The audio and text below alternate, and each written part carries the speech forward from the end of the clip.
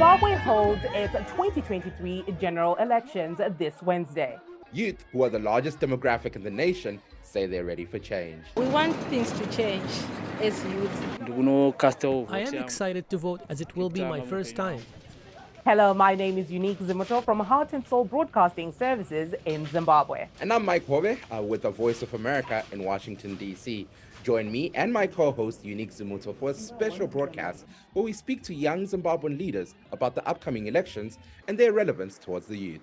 Good afternoon, ladies and gentlemen, and good morning to you joining us from Washington. Welcome to the special broadcast brought to you by the Voice of America and Heart and Soul Broadcasting Services in Harare, Zimbabwe, focused on youth participation in Zimbabwe's 2023 general election. I'm your host, Unique Zimuto. And I'm Mike Hobe, and I'm your co-host, joining you from Washington. Tonight on our special broadcast, we're going to be speaking to young Zimbabwean leaders about the upcoming polls, and most importantly, what youth stand to gain by participating in the elections. That's right, Mike. And joining me in studio is Karen Manzera, who's a youth peace and gender champion. And she's also going to be a local observer for the Zimbabwe 2023 general election. And I also have with me Tapuanashe Chirika, who's an advocacy officer at Heal Zimbabwe Trust. We're also joined virtually via Zoom by Cynthia Chingwenya, an AU Youth Ambassador, and Tando Gwinji, the Managing Director for Youth for Innovation Trust. Mike? Now, let's toss it off to our panelists as we kick off our discussion. I guess let's jump into it and start off with Cynthia, the AU Youth Ambassador. Cynthia, how are you doing, man? I can't believe I'm still getting this wrong years after COVID, but thank you so much, Mike and Heart of Soul and Soul Radio for hosting this important discussion before Zimbabwe's election. I'm looking forward to the conversation. Let's start off with your thoughts. The focus itself, youth participation in Zimbabwe's elections. This is a discussion that dates back for a very long time now. The elections are around the corner. What are your thoughts when we talk about youth participation in the elections? Thank you so much once again for the invitation to today's show. And I think I can maybe start off with a sort of a broader perspective when it comes to youth participation in politics. It's safe to just highlight that Africa's youth demographic is significant. We have, I think, over 250 million young people that live on the continent. And there are several studies that estimate that this number is going to double or even triple in the next 25 years. So that means that in terms of the population themselves, this is a critical component of the population that must be involved in decision-making, in politics, in development.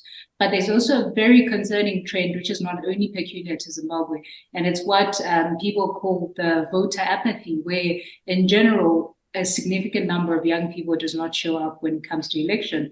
And other studies by Afrobarometer show that in some cases, this is compared to even up to 50% of the middle-aged people. So we find even senior citizens going to the polls, but then our young people not being able to do that. But I think another interesting component to young people's participation is the uprise of alternative methods of participating, where we might say, okay, we're not seeing them enough at the polls, but these are people that are also championing their causes through various innovative ways, such as social media. We've seen hashtags such as Zimbabwean Lives Matter. For you in the US, you'll recall the Black Lives Matter, Nigeria not young to run or EndSARS. So I think we're seeing these very interesting dynamics in terms of, is it that young people are not participating, or it's that they've created forms of participation that they think might be more meaningful compared to going to the polls.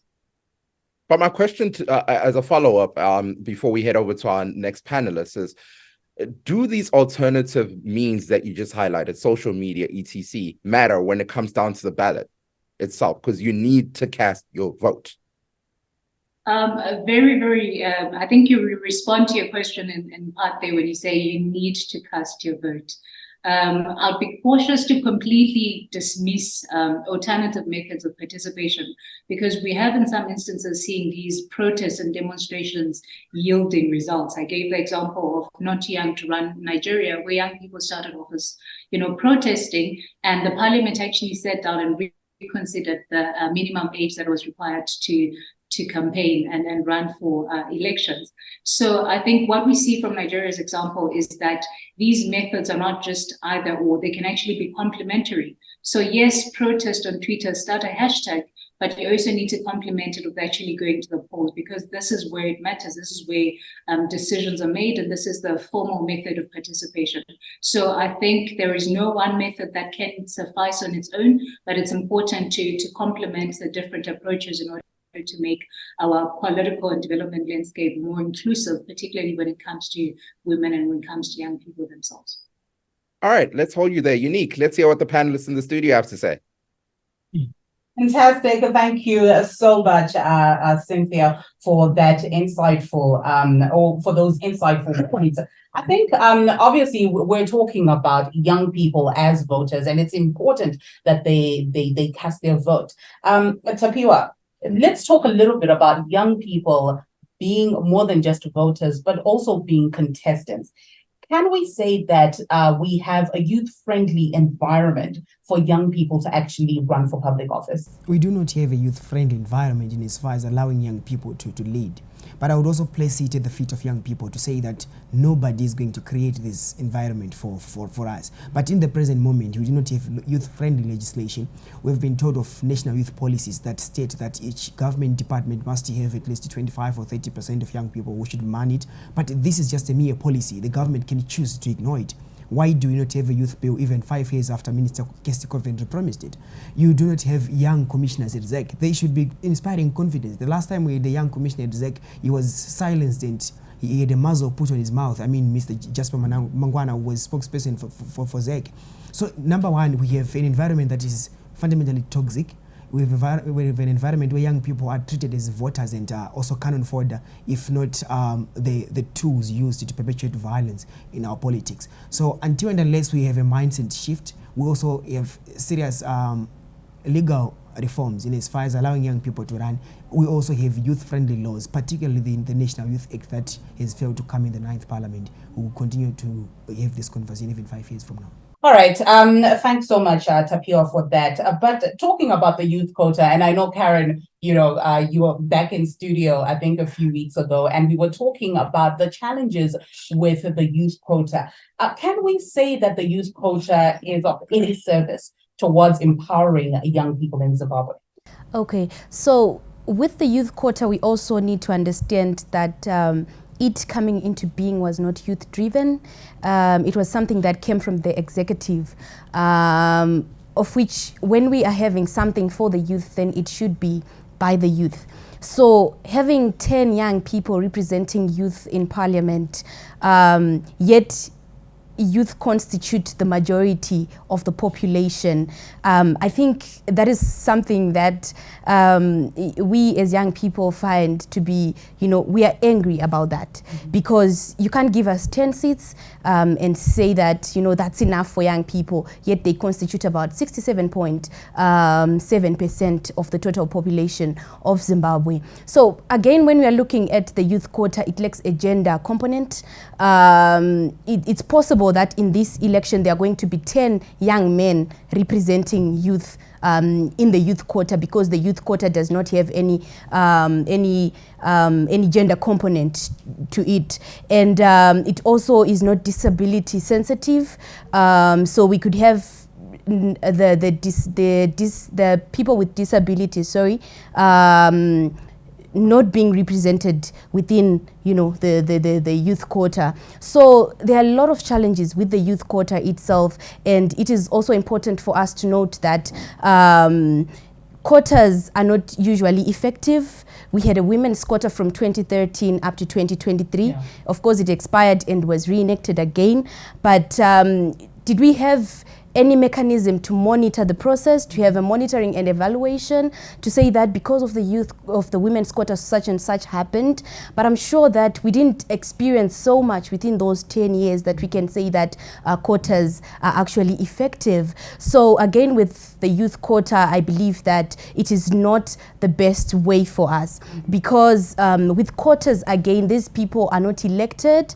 It's someone again in power who gets, to sometimes put these people in the quota, or if they get into power, it's different from those who are running for politics through mainstream. So again, quotas are a way of diverging, young people from the mainstream. So instead of having a youth quota, why don't we make the environment youth friendly, to ensure that youth can actually run for office as much as everyone else, instead of diverging youth from running from mainstream politics?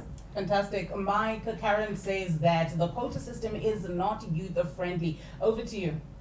Now, I do have a follow-up to Karen before we head over to our thoughts. Karen, you heard Cynthia talking about the propositions or means in which other youth across the continent have taken to social media to highlight their dissatisfaction with the proposed means of empowering youth in politics.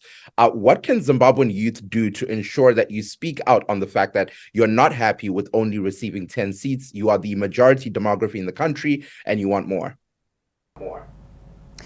So I think already young people have been doing a lot in terms of saying this is not what we want and this is not what we deserve as young people. So like you are saying, there are alternative ways that young people have been using, social media being one of them. Petitions have been written to the government by different youth groups to say that this is not what we want. Just try to make sure that the environment is youth friendly.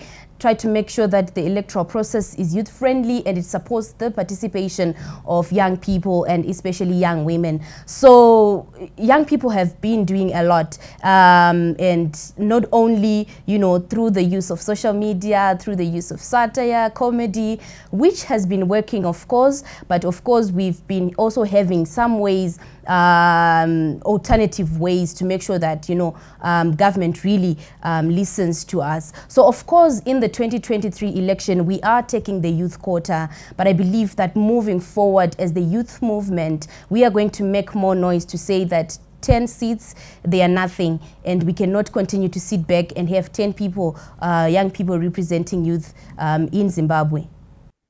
All right. Thank you so much, Karen. Well, great conversation we're having here. Guys, I know we still have Thando Gwinji to hear from, but let's take a quick breather and use this opportunity to hear more from other young prospective voters who are speaking on their expectations. And when we come back, we hear from Thando Gwinji and our other panelists. We want things to change as youth. As you can see, we are suffering from Zimbabwe. We are suffering. Everything is upside down. We are in potholes. Our money is not stable, and even our education. You can see from the fees that we are paying. It's not affordable to us as comparing to what our parents are earning. We want a better Zimbabwe. We want our future to be bright because of this person. I think when I'm going to vote wisely concerning this. I want a better Zimbabwe. The person I'm voting for, firstly, he must stop corruption. Then the hospitals should have medicines and get enough salaries. Police should do their job properly and the thieves get caught. In addition, the children should be well taken care of so they don't do drugs and they get employed easily, take care of their parents, and jobs should be created. So those were some of the young sentiments echoed by young Zimbabwean prospective voters who are speaking on the change that they'd like to see in the nation. So now let's head over to our other panelists that's joining us via Skype from Bulawayo, Thando Gwinji, welcome to our program. Thank you so much for taking time out to join us. How are you doing?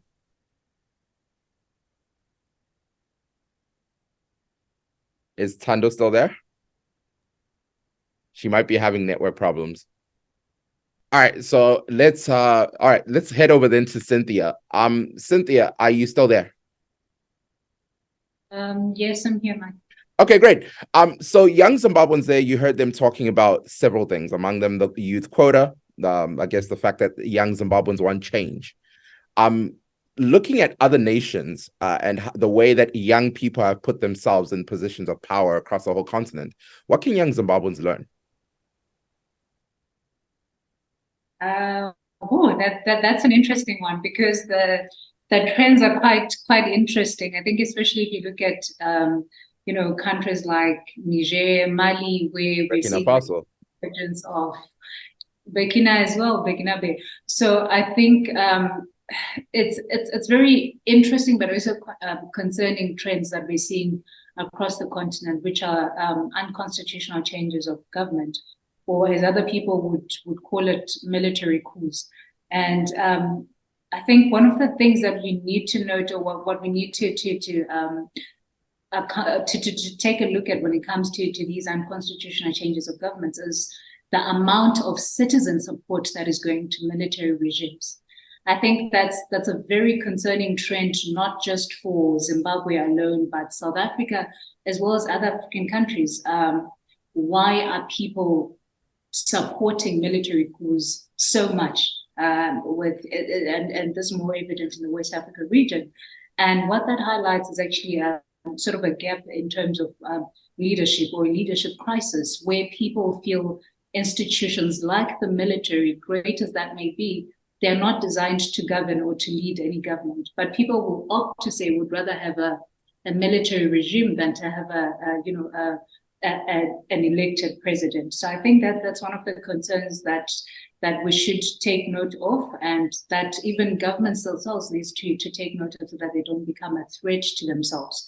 And that happens when you are not inclusive. Young people should not be made to feel that they do not have a stake in politics and governance, because when they don't have a stake, then military coups become a sort of an option for them, because that's one of the ways through which they can be hurt. But I also want to commend, I think it's Karen and the other colleague who said, 10% is not enough. They also made reference to issues such as the, representativeness according to people that live with disabilities, issues around the youth bill as well. That is important. That's a starting point, because we need to have young people that are engaged in these matters, that don't just sit at home and say, I'm not going to vote, I'm not going to participate because I don't feel represented. But to go a step further and say, I think let's push for 20%, I think let's push for 30%, I think that's something to work towards.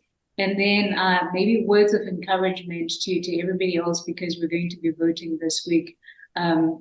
I'll refer to the words of Frans Fanon, who says, each generation must, out of relative obscurity, discover its mission to fill the trade. So I think the mission of young people is not always given. It's not always clear. The government is not going to come and say, we're going to give you 20% or 30%. We actually need to work together as young people ourselves. Young people within the private sector, within the government sector, young people in international organizations like myself. We need to coordinate our efforts in order to make our voices heard. And I also think that governments are increasing. It's not enough, but I think there's an increasing recognition of the role that young people are playing, not just at the national level. But I think some of the little changes we see signal some bit of change. And I think if we press harder and continue to advocate, we could have a different reality. Maybe not for ourselves, but maybe for youth that are going to come in 10 years' time. They'll be able to say, because Karen advocated for 30%, now we have 30% of young people represented in decision-making. All right, let me hold you there. It looks like we have Thando now. Thando, welcome to our program. One of the things that seems to be highlighted right now is youth representation in public office. You just heard what Cynthia highlighted about the changes that are happening across Africa. Looking at Zimbabwe, youth formulate the majority of the population itself. Why are youth not the majority? Why is it not reflective of the demography in Zimbabwe?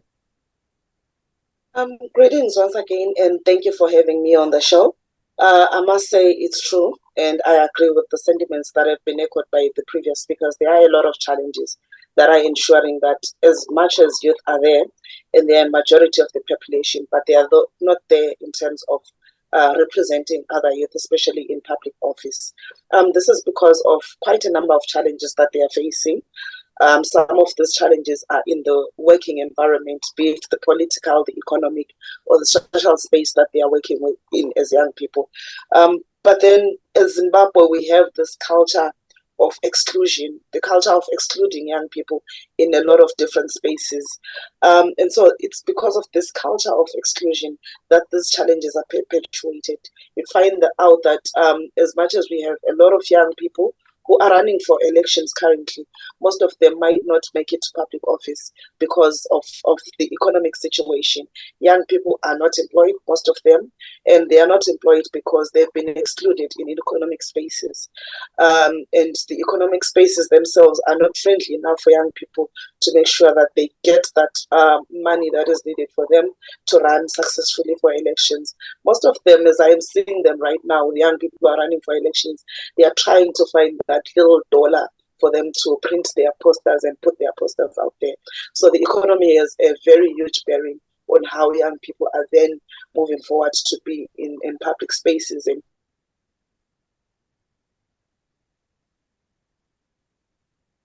it looks like we just lost Tando again due to network. So let's head over back to the panelists in the studio. Unique. Thanks so much, Mike. And of course, I know that Tando obviously echoed some very important sentiments there. But Karen, I do understand that you'll be a local election observer for the 2023 general elections. What does the election observation entail? Okay, so basically, election observation is about gathering information, finding facts that then lead to an informed judgment of whether the election was free, fair, and credible, in line with, local election legislation, regional election guidelines, and international instruments that Zimbabwe committed itself to as well. So I think basically that's what election observation missions will be looking at. And of course, there are other observation missions that are more detailed or focus on certain groups, others that focus on, the youth participation, others that focus on women participation, depending on which groups that they focus on. So, speaking to the election that we have 2 days from now, it is also important for young people to volunteer as observers in the election, because I understand that a lot of young people in Zimbabwe have lost trust in the electoral process. So it is important for us as young people to actually observe the election so that, all the things that we usually echo about, the election being flawed, we get to experience it on the ground in the different communities, the different wards that we are in. And we can then come to an informed judgment, about whether the election was free, fair, and credible. And it is also important that election observation missions then come out with reports that usually have recommendations. So we then need to make sure that those recommendations that were given, are then implemented before the next election, to make sure that whatever flaws that were there were then dealt with. So that is why it is important even for us as young people to also observe the election, so that we also give recommendations to say, for the 2028 election, how about we do things this way and this way instead of that way, maybe in an effort to enhance the participation of young people, both as voters and as candidates. Great. So Pure, in 2018, after the 2018 elections, Yes, a few electoral reforms were put in place. But we still see a big outcry from the citizens, as well as the different political parties, looking at how ZEC might, they claim that it could possibly still be partisan, demilitarization within the Zimbabwe Electoral Commission, and so many challenges. And we've been having these discussions as young people. Can we say that Zimbabwe is ready for elections? I know, as Karen said, we're 2 days away from the elections. Can we say that Zimbabwe has been prepared or preparing for free and credible elections? Zimbabwe is not ready for an election. I will start with the issue of electoral reforms. Electoral reforms are political, administrative, and legal. the legal reforms that we saw in the Electoral Act. And unfortunately, they will not be applicable in this electoral cycle for the simple reason that the Constitution says that you can't amend the Electoral Act after the president proclaimed an election date. And the Electoral Act Amendment Bill only was gazetted as a law after the proclamation date. So any amendments that you see in the Electoral Act will not be applying in this election. Right. Not that those amendments were useful in any way. They were just incorporating the women's quota and the youth quota. There was nothing really from any of the election observer missions, including the very friendly one from SADC. No one really incorporated those reforms. There is no administrative reforms. I can categorically state it here right now that ZEC is still militarized. ZEC is still very much partisan. ZEC is still behaving like the player, referee, and linesman and spectator that it wants to be, when it should simply be the referee in this political game.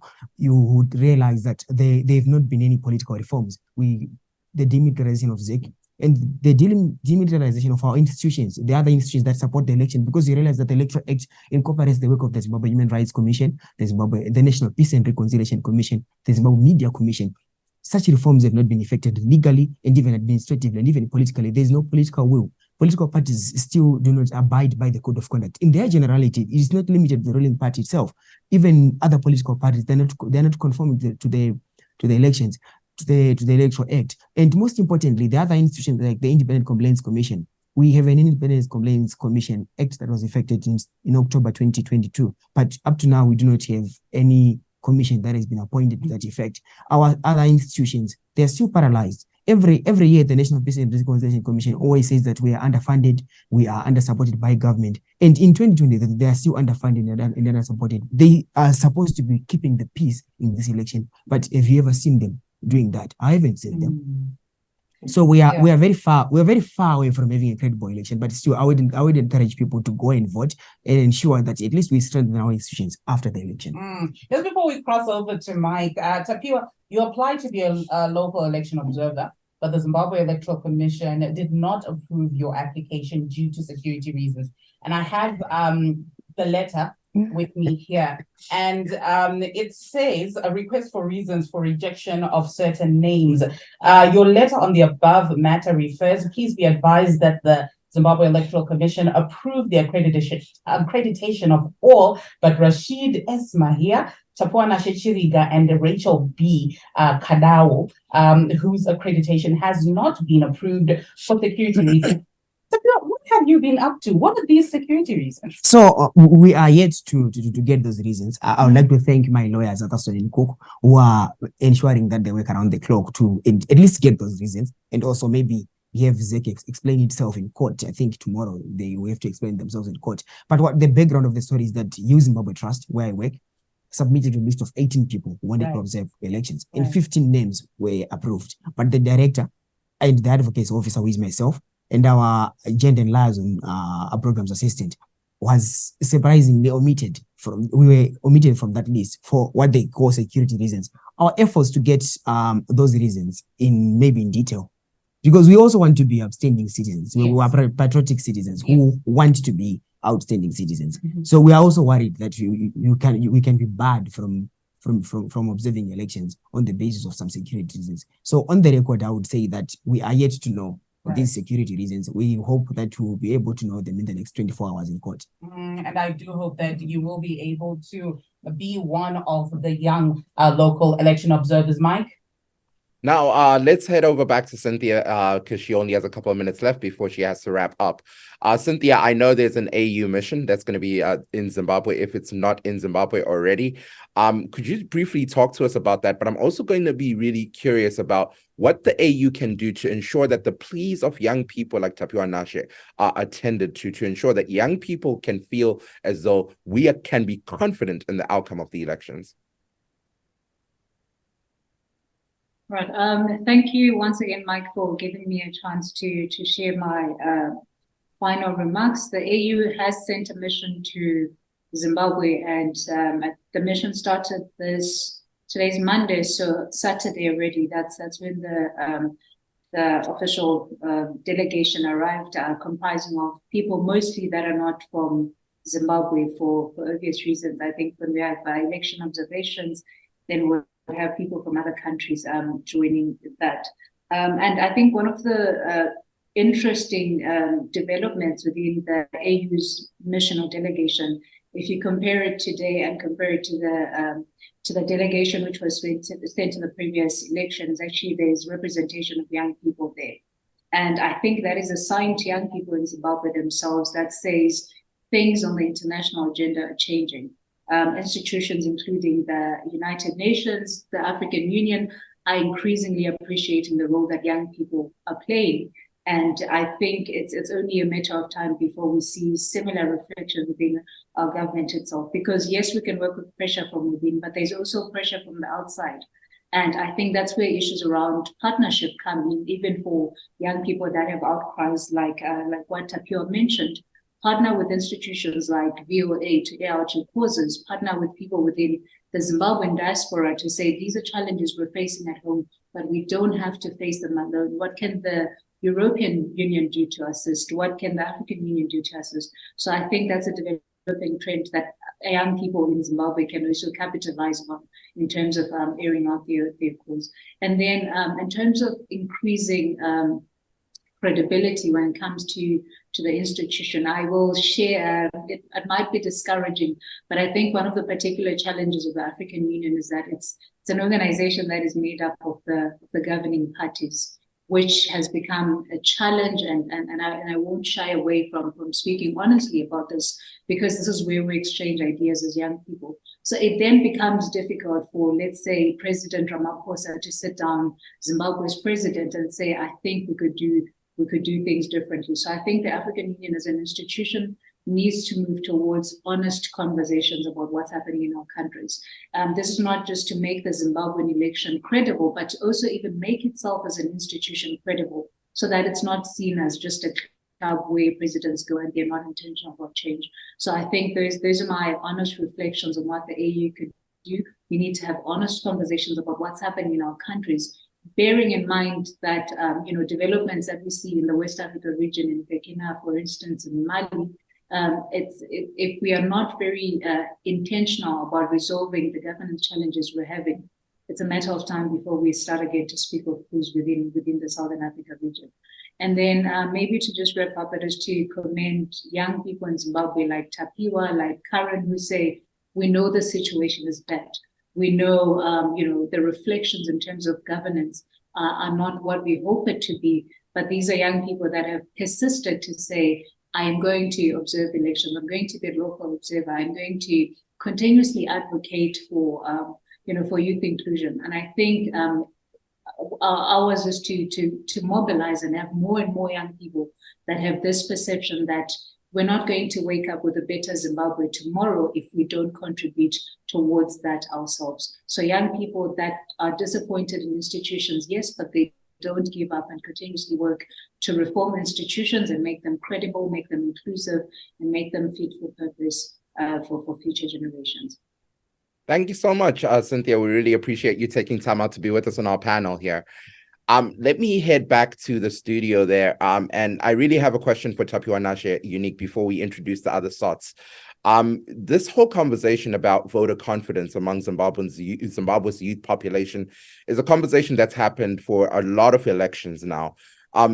What can be done to ensure that young people really are more confident in the outcome of the elections? I believe that we simply need to deal with the messes that occupy our institutions. We need to deal with the militarization of ZEC. We need to deal with the independence of ZEC. We need to deal and make sure that it's impartial, ZEC is impartial. But we also need to ensure that beyond the elections, because the problem we faced as a country is that we introduce young people to politics and leadership during electoral times when you tell them to register to vote. But what we should be doing is introduce civic education as defined in Section 7 of the Constitution. Ensure that young people know that there is an institution called ZEC before the elections, before they even talk about voter registration. How many people try to inspect the voters' roll in terms of Section 21 of the Electoral Act? Very few. How many people know that there's actually a Zimbabwe Human Rights Commission responsible for dealing with human rights issues in this country? How many people know that there's supposed to be a commission that deals with human rights abuses at the hands of the military? How many people know that there was a Motlanthe Commission whose recommendations are yet to be met. You can go outside today and ask how many people still remember there was a Motlanthe Commission. So before we talk about young people voting, before we talk about young people having confidence in the electoral process or in election results, they should have confidence in the functioning in the functioning of our institutions, in the function of our democracy. We need to ensure that our democracy as a whole beyond elections is functioning, and young people are aware of who does what at what time, from institutions, from the state, from the legislature, and even other institutions like the Zimbabwe Republic Police themselves. Thanks so much for that, Tapiwa. And if you're just joining us right now, you're tuned into a special broadcast brought to you by the Voice of America and Heart and Soul Broadcasting Services. We're speaking to Zimbabwean youth about the upcoming general elections in Zimbabwe. Let's take another moment to hear from youth who speak on their expectations on the upcoming elections. And when we return, we'll hear more from our panelists. Economically, we want a change. Economically, that's the most important thing that we want. But for now, Zimbabwe economic area is down. I want to vote for someone new. The issue of money. There is no money in the bank, so I would like to see that issue addressed. I also want to see better schools so children can have better education.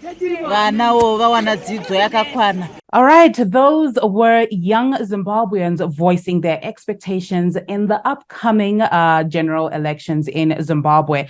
What are your thoughts around young people constantly talking about the change that they need, and young people actually saying that they're going out to vote? Karen, there's a science behind registering to vote versus actually going to vote on the day, because in between the time that I register to vote and I actually go and stand on the line where I'm supposed to actually vote, many things may happen that may derail me or motivate me in wanting to vote. Do you believe that young people will come out in their numbers to vote in this 2023 general election? I believe so. I think young people have shown a keen interest to participate in this upcoming election. Looking at the trends, of course, because statistics don't lie, young people's participation in the 2018 election dropped dismally, comparing with the 2013 election. But this year, I believe that young people have shown, a very huge interest to participate and to vote in this election. But of course, I do understand that there could be a number of challenges. And like I said earlier on, young people have lost trust in Zimbabwe's electoral processes. And that means that some young people might then not show up to vote. But our encouragement remains clear. Our message remains clear. You need to show up to vote. You need to vote. Someone said, if you don't vote, you lose the right to complain, because when you vote, you make sure that you put in public office the people who hold the same values as you, the people who you want to represent you in the next 5 years. So young people need to understand that the election is not really about who's in office, but it's going to be about their healthcare. It's going to be about the state of the education system in the country. It's going to be about the state of service delivery. And it's going to be, about the state of democracy in the country. So you need to go out to vote and decide who is going to represent you, what's going to happen in the next 5 years, and how that is going to impact, our individual lives and the lived realities of different young people in the different communities. So I think it's now that time that young people are starting to understand that an election is really, about our livelihoods. It's about our lives, even as individuals and as communities. Because, speaking about, voting and about registering to vote and voting, during the ZEC voter registration blitz, there were some people who were offering young people things like new hairstyles. If you go and register to vote, you get a new hairstyle. If you go and register to vote, you win this, you win that. But it's not really about that. Because are you also going to offer them hairstyles when they go to vote? Definitely not. So it's about teaching young people, like Tapio was saying, it's about civic education, young people to understand their role, their responsibilities as citizens, and to understand what an election, does to their lives so that they can show up to vote. But generally, I think young people are going to show up to vote compared to the election. Oh, thanks so much, Karen. And of course, it's important that in the next 2 days, on the 23rd of August, you go out and vote. Your voice matters. Your voice counts at the end of the day. And as Karen said, elections are not about the big names of the political parties. They are about access to education, access to health, and so much more. Mike? That is very true. All the sentiments reflected are very accurate and completely true. Tando, I see you're still there with us, so let's head over to you. The discussions there are around the demands of the youth. Why do the youth need to be courted for them to, I guess, practice their democratic right, considering the fact that they are the majority demographic in the country anyway? I must say, for young people to be participating in elections, it's actually good citizenship. It's actually taking responsibility for what's happening around you. Just like Karen just said right now, it's about service delivery.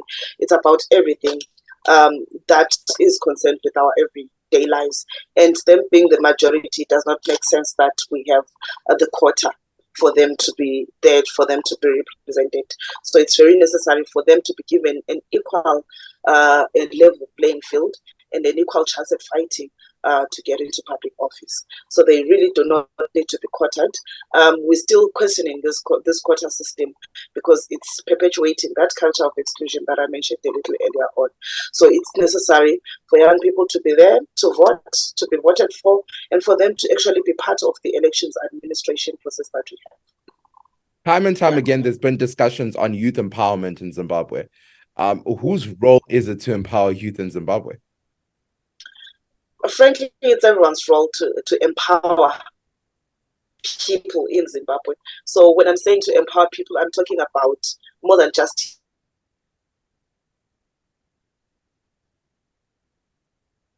It looks like we're having network issues with Tando again. So I guess I'll toss that question to Tapio Nashe.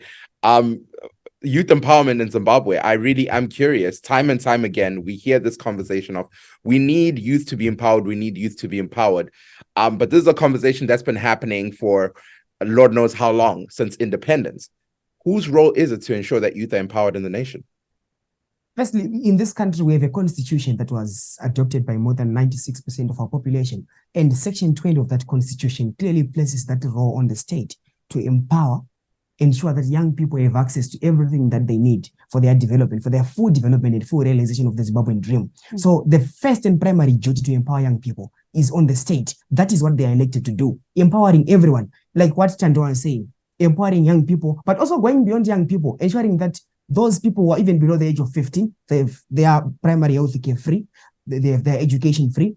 Those who are even beyond the youth age, beyond 35, equally have their empowerment guaranteed. So the primary duty to empower young people is on the state, but also young people need to empower themselves. Young people need to take the role because, like I've said before, empowerment, power, responsibility, leadership, these things are never given on a silver platter, unless, of course, they are tokenist quotas. I think that's quite interesting, Mike. Thanks so much.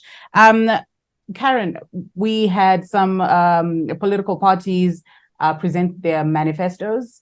And, I mean, obviously, a lot of people were excited about that.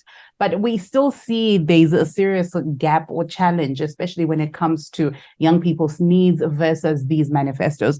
What do you think? Did they pay attention to young people's needs, these manifestos? Definitely not. Like Tapiwa is saying, we are expecting whoever is going to come in as the new government to understand that it is their role, or rather their mandate, to empower young people. of course, in line with Section 20 of the Constitution, the African Youth Charter also says that it is the role of the states to make sure that opportunities are availed to young people politically, economically, and socially.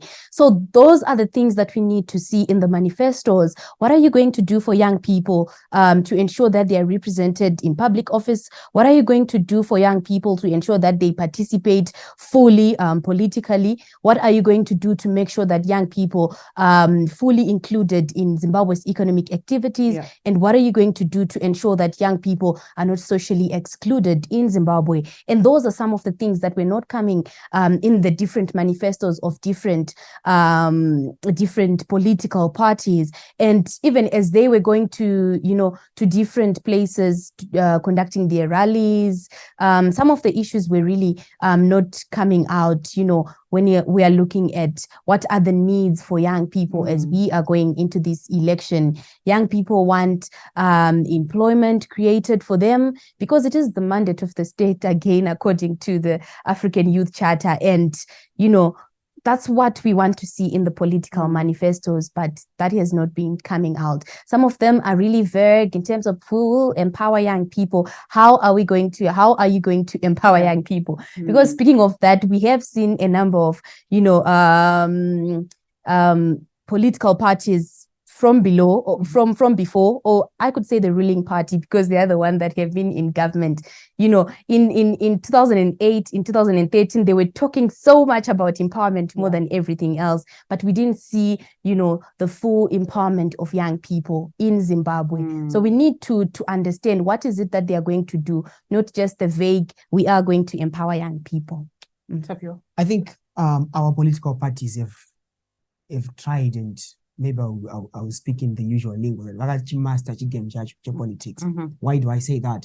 They have understood that our young people and the general citizenry, they've realized, they've cast aside these things of manifestos, these things of ideas.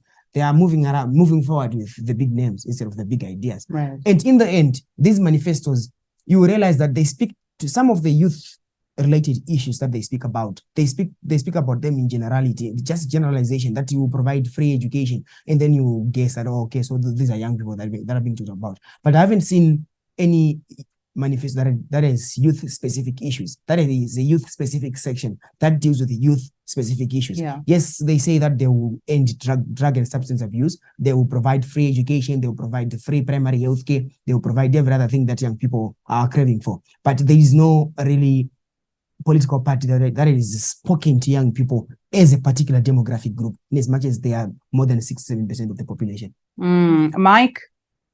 Tapiwa and Ashe, I want to follow up on that. We're slowly experiencing an uptick in terms of youth participants that are running for public office. To what extent would you suggest, or do you think it's important that as youth or as peers, you support each other to ensure that the youth agenda is served when people are now in public office? I would differ with many of my peers on this one. We should not support young people simply because they are below the age of 35. Young people must advance ideas, because that is similar to quotas, saying that you're just going to support Karen because she's young. She must advance ideas. Yeah. There are young people out there. We must make our politics attractive so that those young people who are in various sectors, we were speaking to the AU Youth Envoy, right? Just a few minutes ago. Why do we not see in any political party right now? Why is it that our politics is not attractive to young people, to brilliant young people, that they are going out there and suddenly become brilliant outside Zimbabwe? So we should ensure that our young people, the very best among us, are attracted to the politics of our day, and ensure that young people participate in politics, but not necessarily just because we support you because you're just young. We should ensure that young people advance ideas that push for the agendas of young people. Because we have seen young parliamentarians before, and some of them have shunned many youth gatherings. Some of them have run away from conversations around the youth view themselves. So, yeah, we should support each other as young people, but we should also support each other as young people in as far as advancing ideas is concerned. Today's special program is focused on youth participation in Zimbabwe's 2023 elections that are going to be partaking on August 23. In the studio, we have Tapiwa Chiriga, we have Karen, we also had Tando Gwinji, the Managing Director of Youth for Innovation Trust, and Cynthia Chigwenya, African Union Youth Ambassador. Back to the studio, let's head over to Tapiwa Nashe. We've had this conversation focusing on what youth should be doing and what should be done in Zimbabwe to open up this environment.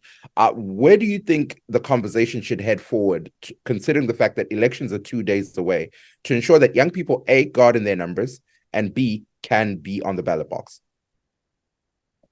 I would like to believe that we should tell young people that in as much as our institutions are flawed, in as much as we are going into a flawed election, we must also understand that whoever who attempts to rig this election can only be stopped when we vote in our numbers. And I would also say that because our civic space and democratic space has been shrinking, it has been closed, voting is probably the biggest form of free expression that we have left. And most importantly, the ballot itself is the cornerstone that stands on the foundation of democracy. So if we are to build a social contract post 23 August, we need to vote. We need to go out and vote. We need to ensure that we show up on voting day. We exercise our democratic rights. But post-election, we also must build citizen agency. We must build civic education. And we must also build trust in our institutions by learning more about them and holding them to account. Unique, over to you. Thanks a lot, Tapiwa. And you're definitely right. I think people should go out in their numbers to vote and not end up blaming the different rigging systems after the elections. We all need to play our part. Karen, what are your parting shots? I encourage young people to simply show up to vote, but I also want them to learn from young people in Zambia. There are so many ways that young people can show up to any election, besides just casting their votes. Young people can volunteer to observe. They can volunteer as political party agents for their different political parties at different polling stations across the country. And, in Zambia, I also realized that young women were cooking food and bringing to polling agents at different polling stations. They were also playing a role in protecting the vote. So it is not only about voting, about casting your vote, but you can also do something to protect your vote. And it's not only about, the technocrats. Everyone can actually play their role by showing up to vote and then doing something to protect the vote. And it is important for us, again, as young people, to also stand in solidarity with the youth candidates, who are running for office in this election. Others can actually provide psychosocial support. You can do anything. It's not only about the technocrats doing something in this election. Every general young person out there can do something to enhance the participation and the representation of young people beyond the electoral process.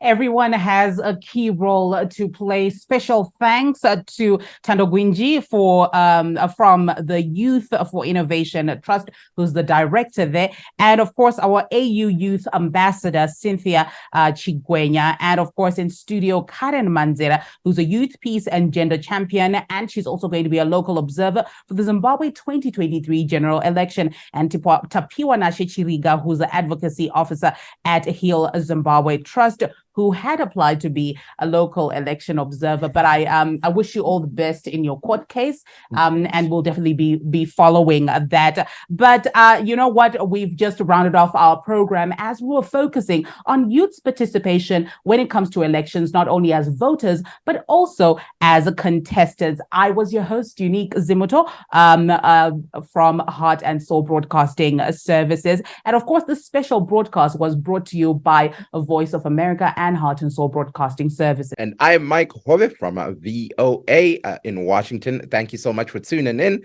and have a good day, Zimbabwe.